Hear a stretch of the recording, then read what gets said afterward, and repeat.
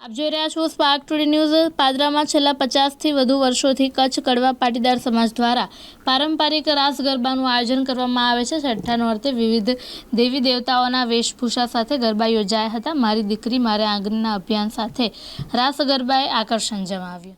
કચ્છ કડવા પાટીદાર મહિલા મંડળ દ્વારા આયોજિત નવરાત્રિનું પર્વ અમે છેલ્લા 50થી 55 વર્ષથી ઉજવીએ છીએ।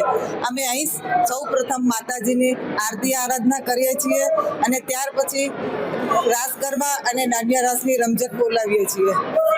અમે અહીં એક દિવસ વેશભૂષાનો કાર્યક્રમ કરીએ છીએ।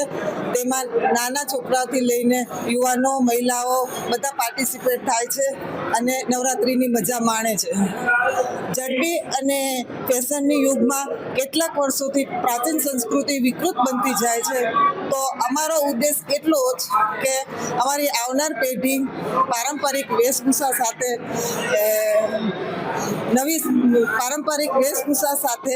નવી સંસ્કૃતિને જાગૃત કરે અને અમારા કચ્છી સમાજનું નામ ઉજ્જવલ કરે।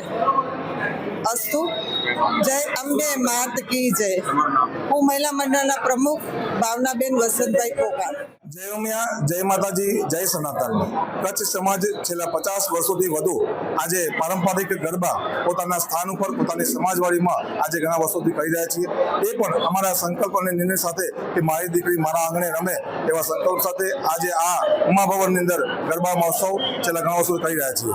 આ ગરબાનો એક જ મહત્વ કે 9 દિવસ મા શક્તિના આરાધના સાથે આ ગરબા થાય અને એમાં શક્તિ સ્વરૂપે એક સંગઠનના ભાગરૂપે આજે દરેક સમાજ એક સ્થળે ભેગા થઈ અને મા શક્તિની આરાધના કરતા હોય છે, પારંપરિક ગરબા કરતા હોય છે।